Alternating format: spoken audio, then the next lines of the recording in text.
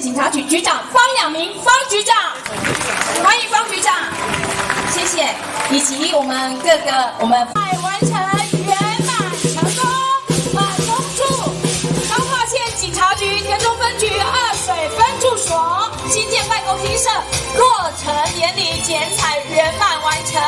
好，请嘉宾将我们的这个剪刀放回我们女生的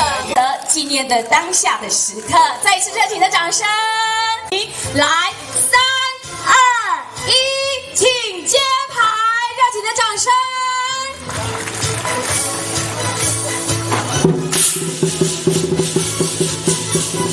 哇，揭牌典礼完成！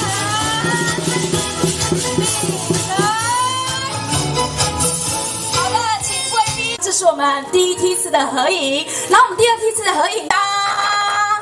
好 ，OK。再来的话呢，我说水分驻所的落成典礼。那这一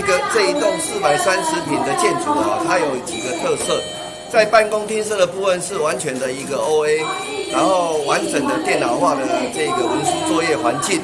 并且有一个最符合规格的侦讯室来保障这个犯罪嫌疑人的人权。那住宿的空间也提供我们同仁最好的一个休息空间，我们不但可以留住我们远景的人，还留住他的心，让他可以充分的休息。那二水乡是一个非常适合发展观光的地方，我们有了这一个最好的工作环境，我们也承诺会提供我们乡亲一个良好的治安环境，来确保我们在地的民众以及来二水乡旅游的观光客，在我们二水乡能够非常的平安，不管是在生命财产的安全以及交通的安全，我们绝对会提供最好的一个服务。在这边，我们向乡亲做一个承诺，谢谢。这个落成的这个日子那在这要来感谢在咱方局长及所有警察同仁的努力之下，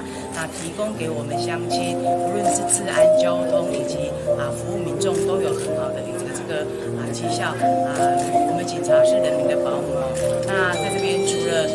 希望说警察同仁们能够继续努力之外，我们也透过这样的一个好的一个工作环境，也期待大家能够呢把绩效拿出来。局长也有承诺，我们未来呢，这个二水呢，不论是我们乡亲或者来的游客我们都能够让他有最好、最舒适的一个这个感觉那除此之外，我们呢，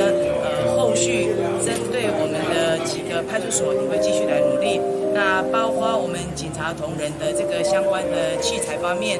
包括他们的巡逻车啦，或者机动摩托车等等，我们也会继续做汰换的工作，让我们的警察无后顾之忧，全心全力为民众来服务。那美好彰化，希望城市的社会来看。